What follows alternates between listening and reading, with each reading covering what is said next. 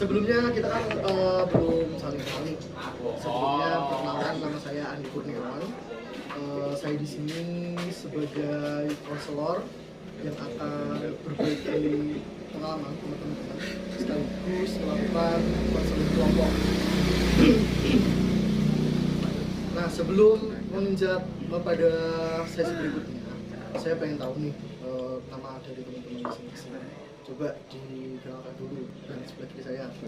Siapa namanya, Mas? Nama saya Barul Muhatin, dipanggil Badul. Ya, Mas Barul. Silakan selanjutnya. Saya Fendi Kurniawan. Selanjutnya, Nama saya Ali. Nama saya Hafid. oke, terus. Nizam Maulana. Oke. Ada Mas Barul, Mas Fendi, sama Mas Ali, dan Mas Hafid, dan Mas Izam. Teman-teman ini kelas berapa? Kelas 3 SMA? Ya. Satu kelas apa beda-beda? Satu Satu kelas. kelas dong ya. Satu geng, Pak. Nah, oke teman-teman, tadi perkenalan sudah. Setelah perkenalan, sebelum memulai sesi konseling, saya akan sedikit menjabarkan mengenai apa itu bimbingan dan konseling. Nah, jadi bimbingan konseling itu artinya membimbing dan mengarahkan, guidance. Jadi teman-teman, karena ini kelas 3, nanti kelas 3 itu biasanya kita akan arahkan untuk bimbingan karir dan mengenal potensi diri teman-teman untuk melangkah ke jenjang berikutnya. Seperti itu. Oke, berikutnya sesi doa dulu ya sebelum kita memulai ke permasalahan intinya. Mari kita berdoa agar apa yang kita dapat hari ini dapat bermanfaat untuk kehidupan kita.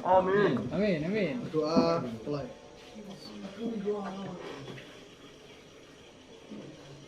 Amin. Oke. Nah, jadi di dalam bimbingan konseling itu ada beberapa asas, Mas. Apa itu asas? Nah, asas itu seperti kode etik. Dalam bimbingan konseling, 4 asas itu salah satunya ada yang pertama asas kerahasiaan. Jadi ketika sampean datang ke ruangan ini, datang ke konselor, pasti kerahasiaan teman-teman yang nanti akan diungkapkan itu terjaga. Seperti itu. Terus yang kedua, itu ada asas ketersediaan. Nah, jadi setelah rahasia, teman-teman ketika sudah datang sini artinya harus bersedia dulu. Kalau tidak bersedia, mana mungkin konseling akan berjalan. Ngerti ya? Ya. Ada yang tanyakan sampai sini? Ya, lanjut. Oke. Nah, terus yang ketiga, itu ada asas penormatifan. Tentunya semua pembahasan terkait di sini itu nanti akan tidak jauh dari norma-norma yang ada. Terus yang keempat, asas keterbukaan. Jadi setelah bersedia, teman-teman harus terbuka. Jadi tidak ada ditutup-tutupi ketika teman-teman sudah melakukan konseling. Ketika teman-teman ada masalah apapun, itu nanti diungkapkan saja. Karena sudah dijamin kerahasiaan di tangan saya. Gitu, paham ya? Nanti kalau bocor Bapak ya.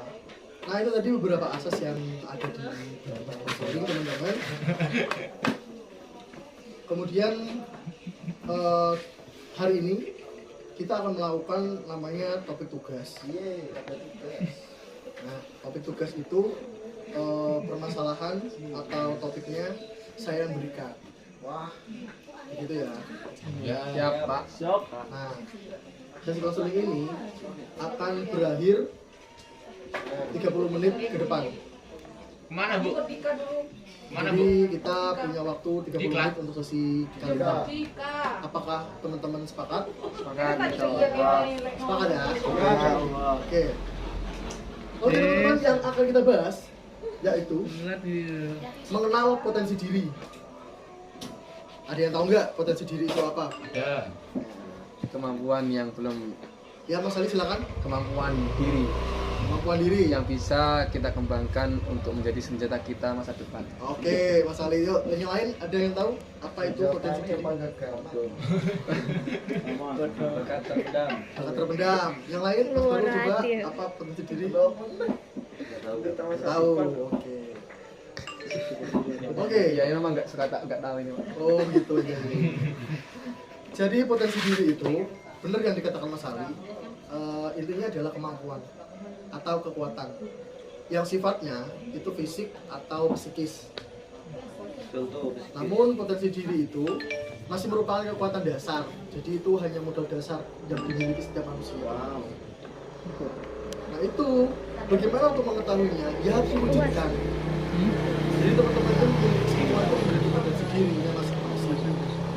Kenapa sampai sekarang tidak terlihat apa sih potensi diri saya? Begitu aja. Jadi teman-teman harus menunjukkan itu. Contohnya, ini saya contohkan. Bila seseorang siswa disebut potensi tinggi, harusnya prestasi belajarnya juga terbukti baik. Jadi ketika seorang misal Ali mempunyai prestasi dalam bahasa Inggris. Wah, Kalau prestasinya bagus, seharusnya cara belajarnya juga baik. Gitu kan. Nah, itu namanya potensi.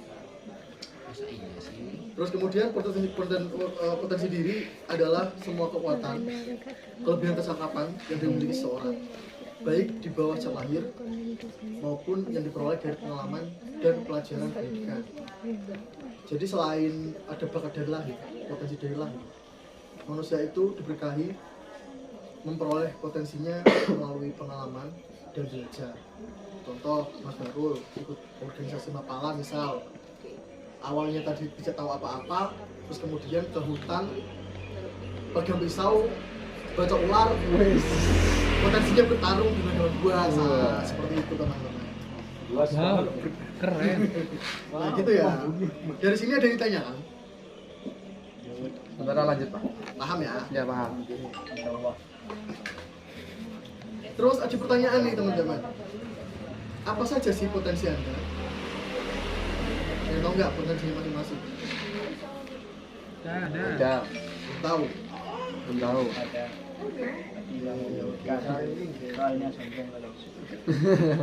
Nah teman-teman, di sini juga ada nih bentuk-bentuk potensi. Jadi persis seperti yang kalian bayangkan, potensi memang banyak unsur dan ragamnya.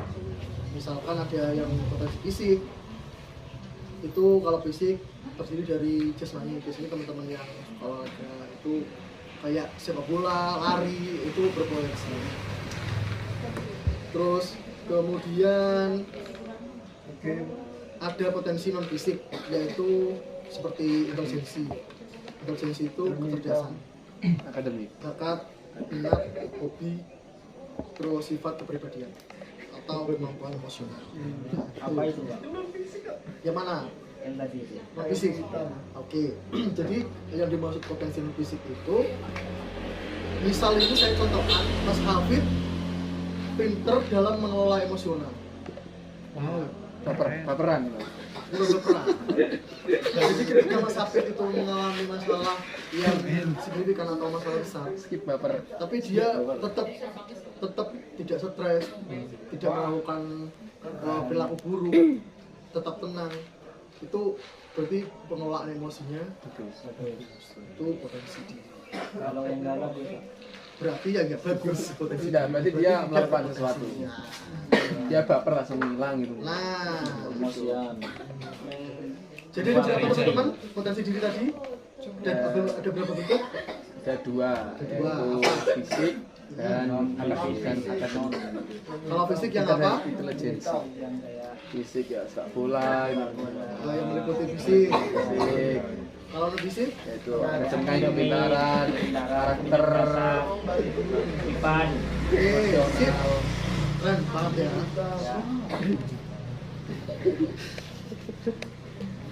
Nah, terus kemudian di poin ketiga, setelah tadi sudah mengenal potensi diri itu apa, terus kemudian bentuk-bentuknya apa saja, terus berikutnya bagaimana sih cara mengembangkan potensi diri? Setelah kalian sudah tahu, ini saya kasih tahu cara pengembangannya. Kadang kita prihatin teman-teman, melihat layu dan gugurnya kancuk bunga. Ini istilah ya, yang belum sempat mekar atau karena yang punya lalai menyiram air setok. Nah, diibaratkan kuncup-kuncup potensi diri kita itu sama seperti bunga itu. Kalau tidak dipupuk, tidak disirami, ya nggak akan tumbuh, tidak akan muncul. Artinya ketika teman-teman merasa menemukan potensinya, misal ini masih terus potensinya pencak silat, aku senang bela diri gitu, Tapi nggak latihan. kumpul. Latihan. Oh. Kayak Mas Ali misal potensinya di berbahasa, nggak pernah ngapal kosakata, ketika dia diajak ngumpul ya ao gitu. Ngap mangap. Ayo monyet tuh. Nah, terus pesan saya ketika teman-teman sudah mulai mengembangkan,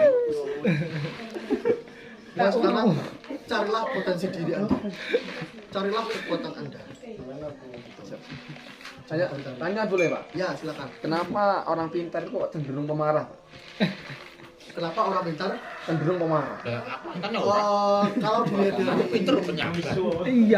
dilihat dari potensi emosionalnya, Iya. karena orang pintar itu biasanya pemikir dan pikirannya banyak. Aku tenang. Jadi ketika dia di senggol sedikit, Bacok langsung. ya bukan bacok, bukan bacok. Apakah dia tergolong orang pintar apa ya? Tergantung orang baik apa enggak kira-kira? Berarti nek wong amukan Baik pinter. dan tidaknya itu tergantung perspektif. Iya. Ini ngono. Kamu Karena pinter kamu, Yud. yang baik belum jahat, yang jahat belum jahat. Siap. Berarti nek wong gila-gila nek RSC amukan ya berarti pinter berarti. Nah, terus kemudian teman-teman, setelah kalian sudah tahu tadi, terus sudah mengenal dua potensi diri kalian, terus sudah tahu cara mengembangkannya, harus dipupuk dan berlatih. Ini ada potensi intelektual, itu masih ada kaitannya dengan bentuk yang kedua, non fisik, Nah, intelijensi. masuk, itu terbedas gitu ya, tepuk tangan buat kita Gue semua. Tepuk tangan buat Ali. nggak jawab. Oh, sudah jawab. Nah, jadi potensi intelektual adalah kecerdasan atau intelijensi. Satuan ukurannya ialah intelijensi quotient atau IQ. Tanya. Intelijensi keseluruhan kemampuan individu untuk berpikir dan bertindak secara terarah serta mengolah dan menguasai lingkungan secara efektif. Itu menurut Hakim Tali, itu ilmuwan dari negara Sweden yang lahir 1993. Nah, bagaimana Mas untuk mengetahui intelijensi pada diri kita? Untuk mengetahui intelijensi dapat dilakukan dengan cara sekilas, yakni mengamati hasil belajar sehari-hari. Contohnya nilai ulangan harian sampai nilai raport, Alhamdulillah. atau setelah teliti melalui pemeriksaan psikologis dengan tes intelijensi. Jadi kalau untuk gampangnya bisa dilihat di raport teman-teman atau hasil ulangan teman-teman. Resmian area-area Itu nanti bisa kelihatan tuh. Misalkan matematika dapat 0, tapi IPA-nya dapat 100. Berarti potensinya ada di MTK. Yang pintar manusia kan ya dari sempurna. kan nyuntik semua. Saya tanya Pak. sama. Saya tanya lagi boleh Pak? Iya boleh. Ini tentang negara kita ini ya Pak. Oh iya. Kenapa kok kita itu dipaksakan untuk belajar semua? Sedangkan guru itu sudah tahu kemampuan kita selama di IPA gitu ya. Tapi kita kenapa kok belajar bahasa Arab gitu? ya biar pintar. Belajar MTK gitu. Buat apa gitu? Kan tidak guna buat kita gitu. Sementara kan yang kita bisa kan itu. biar bisa ngomong sama onta. Iya. Iya. Jadi kenapa kita dipaksa untuk belajar semua Semua mata pelajaran. Karena kita mengacu pada kurikulum yang diciptakan oleh salah ya Pak. Salah. Yang pertama alasannya kenapa untuk dituntut belajar seperti itu, karena satu mungkin maksud untuk biar teman-teman di SMA itu lebih mengenal terlebih dahulu apa sih pelajaran bahasa Inggris, apa sih pelajaran bahasa Inggris, dan itu juga masih ada kaitannya terkait menggali potensi IQ kalian. Gitu. Jadi kan dari situ nanti tahu mana sih kelemahan saya, mana sih kelebihan saya. Tapi guru itu malah memarahi gitu kadang-kadang. Menekan kita, menutup kita. Apa itu gak bisa Pak gitu loh. Terus gimana? itu? Memarahi gimana? Ya seperti kita Harus bisa. sekolah itu gitu kan. Harus bisa dipaksa bisa. Bukan memarahi atau memaksa, Tapi guru itu berusaha memotivasi Motivasi diri. untuk tetap belajar dan mengikuti apa instruksi guru tersebut. Karena sejauh ini guru itu pasti punya tujuan baik buat teman-teman. Tapi kan setiap anak karakternya beda-beda. Wah, ya dia ada yang nerima seperti saya yang sabar. Makanya hadirlah seorang Yang nggak sabar kan ya ini Pak. hadirlah yang namanya BK, yang namanya bimbingan konseling. Iya. Itu tujuannya untuk memahami karakter dan pola belajar. Jadi kalau misalnya guru wali kelas atau guru mata pelajaran teman-teman itu nggak bisa untuk mengetahui pola pikir teman-teman atau pola belajar teman-teman, datang dan curhat ke guru BK. Wah, Semua solusi pasti selesai. Gitu dong. siap. Kalau nggak selesai bisa. Pasti selesai. Saya jamin. Konselor itu, Pak. Oke, lanjut ke topik ya. Siap, lanjut. Nah, jadi tadi itu ada IQ ya teman-teman. Terus tadi sudah ngerti ya cara mengetahuinya bagaimana IQ seorang. Selain dilihat dari nilai raport, itu nanti bisa dilakukan tes psikolog. Wah, tes. Bayar Ada nggak, Pak? tesnya. Gitu. Ini ada nilai tingkat IQ melalui tes psikolog. Kalau nilai tesnya itu kurang dari 79, Idiot. artinya kemampuan intelektualnya rendah. Asal. Kalau 80 sampai 89, kemampuan intelektualnya di bawah rata-rata. Bener kata Mas Ali, bisa dikatakan itu bisa terlalu. Kalau 90 sampai 109, kemampuan intelektualnya sedang, rata-rata 6. Kalau 110 sampai 111, itu kemampuan intelektualnya di atas 7 atau di atas rata. Kalau 120 sampai 135, kemampuan intelektualnya superior, itu super banget. Jadi orang itu kalau memiliki tes intelijen sampai 120 atau 135, bisa dikatakan seperti Einstein. Kalau manusia normal itu normalnya di angka 90 sampai 110. Kalau lebih kan normal. Bukan nggak normal. Kalau lebih itu benar-benar cerdas. Tak kira nggak normal. Nah, itu tadi teman-teman, ingat ya. Ada yang tanya lagi? Ada. Ini, Pak. Dengan ini ada penemu lampu itu ya. Siapa penemu lampu itu? Bohlam. Penemu lampu itu dia itu masih kecilnya itu dikatakan bodoh. Nih, bodoh. Direne sapa? Kemudian bodoh kan? Hanya dia tapi bisa menciptakan lampu itu dia itu pintar apa gimana? Apa itu dia itu mencoba tapi itu dikatakan bodoh loh sama gurunya sampai dikeluarkan dari sekolah. Ini anak ini tidak mampu nih, idiot anak ini semua. Tapi dia itu tidak terima, karena itu aku iso lah. Tapi dia terus itu gimana mas? Saya jawab ya. Nah, kita kembalikan lagi ke pengertian kita sendiri. Terus saya kembalikan lagi ke pertanyaan Mas Ali yang kenapa orang guru itu memaksa. Nah, jadi tidak semua manusia itu berpotensi di bidang matematika, sejarah, IPA, IPS, dan mata pelajaran lain. Ada yang lebih potensi di seperti yang penemu lampu, dikatakan bodoh di mata pelajaran yang umum, tapi gurunya tidak mengenali potensi diri, maka adilah berpikir tadi. Nah, maka dari itu, kenapa si dia menciptakan lampu terus menjadi penemuan yang luar biasa? Itulah potensinya di sini. Gitu Mas Ali. Ya. Jadi sebenarnya kalau ditarik kesimpulan, di dunia ini tidak ada manusia yang bodoh. Tapi Cuma mereka tidak mampu mengenali pola belajarnya, karena pola belajar itu ada 3 kalau nggak salah.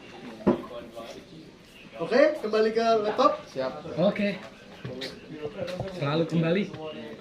Setelah teman-teman sudah mengetahui tingkat kecerdasan manusia tadi, yang normal berapa, terus yang super pinter berapa, berikutnya ada kecerdasan sosial. Nah, ini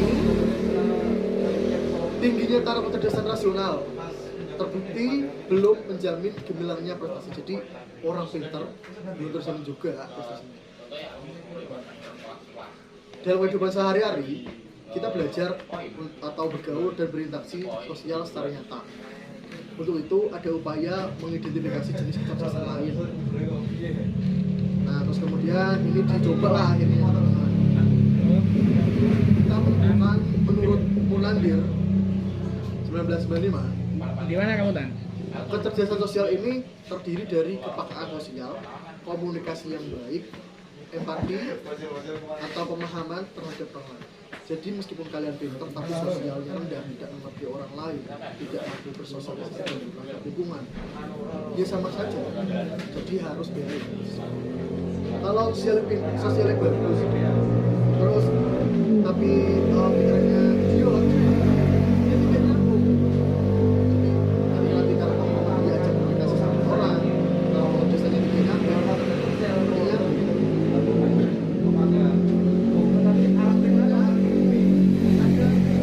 emosional question. Nah ini tadi yang saya maksud Mas Habib yang tanya tentang emosi tadi ya. Nah di sini jadi kecerdasan emosional adalah intelijensi dunia perasaan seorang individu. Seorang pakar mengartikan kecerdasan emosional sebagai kemampuan individu untuk mengenali emosi diri sendiri dan emosi orang lain, memotivasi diri sendiri dan mengelola emosi itu dengan baik kepada diri sendiri dan dalam hubungannya dengan orang lain. Itu menurut Goleman dan Ramli. Jadi yang dimaksud kecerdasan emosional itu mampu mengelola emosional diri sendiri dan mengolah emosi pada seseorang. Kalau sudah menguasai ini, bisa dipastikan orang itu sabar sekali.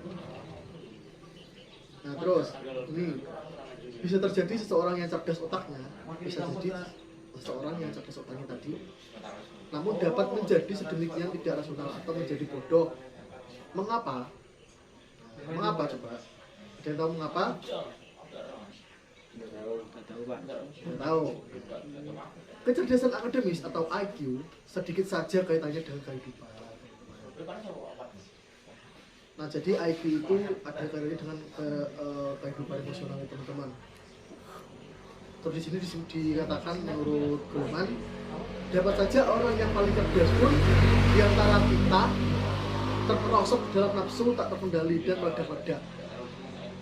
Jadi orang pinter itu iso ae lagi iso ngontrol emosi ini, kalau bonek nafsu mau akhirnya jadi goblok. Seperti koruptor itu bisa enggak? Itu bisa dikatakan itu enggak? Bisa. Pinter itu Mas. Iya. Itu tadi Terus dalam dia nafsu. tidak bisa mengontrol nafsu. Nah, tapi pinter akhirnya terpelosok dengan nafsu yang merugikan diri. Jangan ditiru ya teman-teman. Iya. Jadi kira-kira penting mana sebenarnya? Pendidikan karakter terlebih dahulu apa ilmu dulu? Kalau pendidikan karakter sama ilmu, menurut saya itu karakter dulu dipertimbangkan. Setelah sudah mengetahui karakternya, baru nanti kita belajar ilmunya. Tapi aku sudah ngerti karakter Mas Ali. Oh Mas Ali ini senang belajar dengan audiovisual. Jadi kalau suruh membaca tidak suka. Kalau nggak ada Harus jadi nggak mau. Ketika sudah tahu itu, oh karakter Mas Ali ini. Oh karakter Mas Ali setiap malam kayak Saya harus juga tahu untuk menangani masalah seperti ini dikasih apa kira-kira supaya tidak malas atau diterapi seperti apa. Berarti pendidikan karakter itu yang pertama sih. Karena mengapa ada TK, ada PAUD. Tapi TK itu diajar hitung-hitungan loh Mas. Ilmu itu Mas. Hitung-hitungan kan hitung-hitungannya kan sambil bermain. Nah, kenapa sambil bermain? Ya karena memang kepengen tahu sejauh mana anak TK berkembang. Itu masalahnya. Oke, sudah tadi ya. Ya, Sampai mana? karakter. Tadi kepinteran yang tidak dikontrol dengan emosional. Wah aslinya. Transfer. Oke teman-teman, waktunya tinggal 24 menit lagi ya. Sepertinya saya lihat wajah-wajahnya murung semua. Coba tangannya di atas semua. Tangannya di atas, tangannya di atas, tangannya di atas. Halo. Lemaskan. Coba lemaskan. Dalam hitungan 1, 2, 3 langsung rapatkan ya. Kayak gini ya. Ya. 1, 2, 3. Coba dilihat masing-masing teman-teman. Ada nggak jempolnya di kiri, yang kanan di atas, yang kiri di atas? Kanan di atas semua. Kanan di atas. Kanan di atas. Ada yang Kanan kiri. di atas. Iya, Mas. Berarti perbuatannya jelek ini. Banyak Itu kanan kiri. teman-teman, itu ada bisa dibaca karakter seseorang itu dari itu. Ini. Pengen tahu? Ya. Pengen tahu. Ali, Ali. Asia. Ali. Berarti Jadi kalau yang jempolnya itu di atas, biasanya nafsuan. orangnya itu ketika mau melakukan sesuatu tidak Ceroboh. yang cenderung mana itu, ceroboh. Pak? Yang kanan apa yang kiri? Yang jempolnya di atas yang kanan. Aku makannya ceroboh ya. Dalam artian ceroboh itu misalnya mau berpergian ke Malang, dalam kok budal, kok ais, kok tanpa plan sedemikian rupa. Bener nggak? Itu semua orang enggak. Pasti, kalau yang kanan pasti seperti itu. Kalau yang kiri, Bisa, Pak. bisa dipastikan itu. Bisa. Semua orang Bisa dipastikan. ceroboh berarti. Bukan ceroboh dalam artian guru ya, artinya ketika mereka melakukan sesuatu itu terkesan tanpa plan yang Tapi ini yang kiri kok tetap sama ini. Kalau yang kiri Kalau gimana? yang kiri seperti itu. Aku orang ceroboh. Kalau yang kiri, misalkan nih mau sama-sama bepergian ke Malang, yang kiri ini dia tuh sudah prepare mulai saya harus bawa apa aja. Benar baik kamu. Terus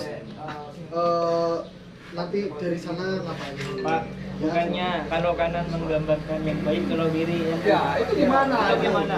Kan Anda sudah udah ada siapa? Loh, yang kanan itu baik.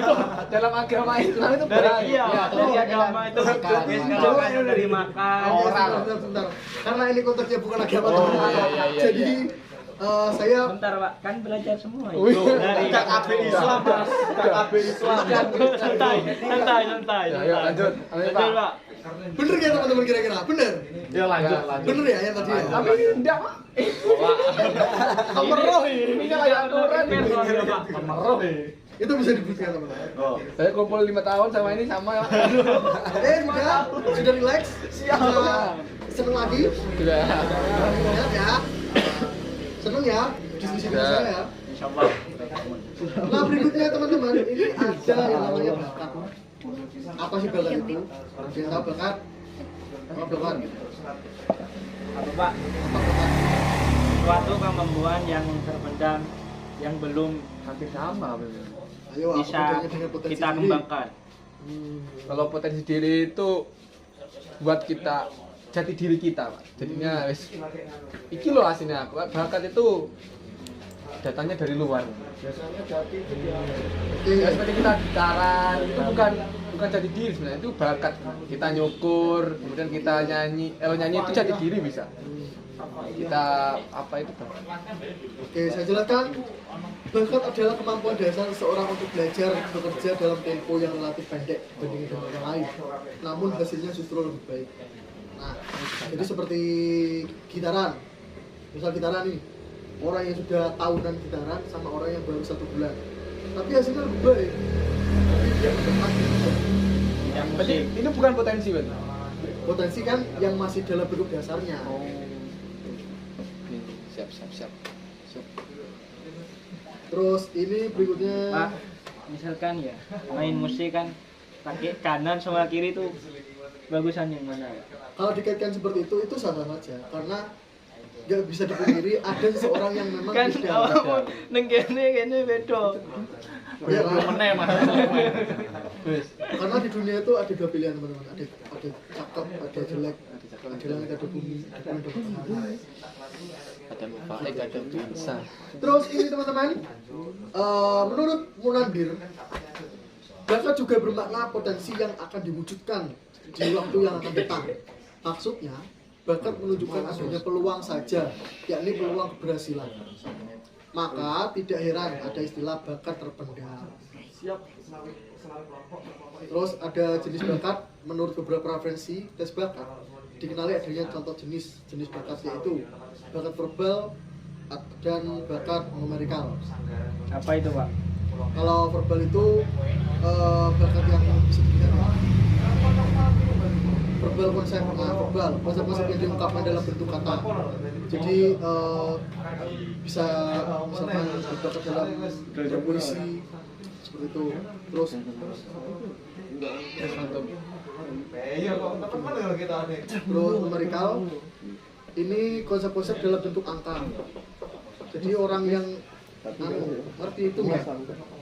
Jerome Napoleon. Napoleon. Ya Jerome, YouTuber tahu ya? Iya. Nah itu kan pintar di matematikanya. Nah itu Iya, iya. tapi belum tentu dia pintar di sejarah. Aku yakin itu. Terus selanjutnya ada bakat mekanik. Ini IPA, kerja mesin, berkata dengan alat-alat. Terus relasi luar, menceritakan keluarga dan sebagainya. Terus berikutnya ada kecerdasan spiritual. Nah, spiritual ada yang tahu berhubungan dengan apa? tentang hati, Nanti ada lagi tentang Tuhan. dengan Tuhan, ada lagi. Oke, benar kata Mas Ali. Jadi kecerdasan spiritual itu suatu kecerdasan yang bersangkut paut dengan peningkatan diri dengan zat yang maha tinggi yaitu Tuhan.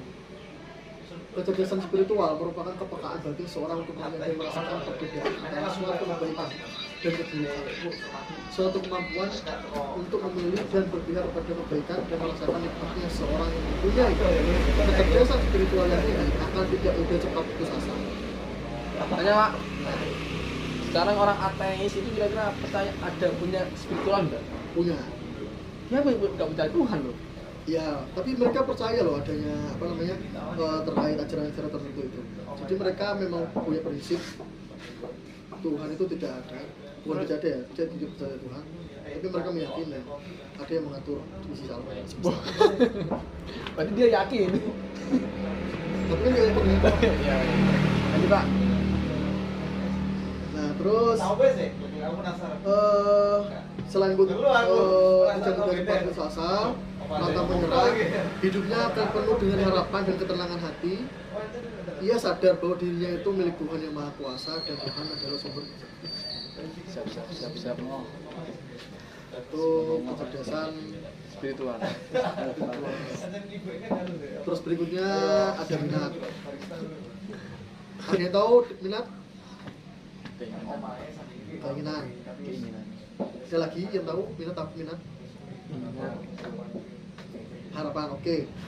Jadi minat adalah kecenderungan dan kegairahan yang tinggi atau keinginan yang besar terhadap sesuatu orang yang berminat pada suatu hal akan memberi perhatian, mencarinya, mengarahkan diri, berusaha mencapai atau memperoleh suatu itu menurut Nadir. Minat dapat dibangkitkan atau kekuatan dorongan yang mengarah kepada optimalisasi pendakian ke objek tertentu. Dengan minat, seseorang dapat menghadapi hal yang berat menjadi ringan, yang jauh akan tersekat pelajaran. Nah, itu tadi teman-teman, karena waktu sudah habis, Nggak main-main lagi Pak. kita rencanakan Nggak punya cara lagi. Biar happy lahir loh. Kita main apa? kira-kira pertemuan lagi diagendakan kapan? Minggu depan. Minggu depan aja, Pak. Hari Senin minggu depan. Hari Senin. Iya. Oke. Pulang sekolah atau sebelum sekolah? Pas sekolah bisa. Pulang sekolah dong. Pas sekolah, Pak, aja Pak Ina Pak kan nggak ikut pelajaran, Pak. Iya. Jangan dong. Oh, jangan. Pulang sekolah ya. Ya. Sekolah ya. Siap. Oke. Coba review sebentar. Coba Mas Ali sebutkan mulai kesimpulan mulai awal sampai akhir. Jadi intinya bimbingan konseling itu bagaimana kita mengajarkan kepada siswa tentang mengarahkan lah mana itu yang baik, mana itu yang buruk. Intinya mengajarkan tiga prinsip. Yang pertama yaitu tentang intelektual, kemudian spiritual dan emosional. Intinya orang BK itu tiga itu. Jadi bagaimana cara menangani orang yang marah-marah itu ada caranya. Intinya begitu. Oke. Yang lain coba disimpulkan mulai awal potensi diri sampai akhir coba. Sama Pak. Oke, benar sama Mas Ali. Jadi intinya kita menggali potensi diri dengan cara-cara dengan bakat dan bagaimana mengetahui kecerdasan seseorang. Ya. Siap. Ya. Oke, sesi konseling kita akhiri sampai sini. Sebelum kita mengakhiri, marilah kita berdoa menurut agama dan keyakinan masing-masing. Semoga apa yang kita dapat hari ini bermanfaat untuk kemudian hari dan bisa diterapkan di kehidupan berikutnya. Berdoa, mulai.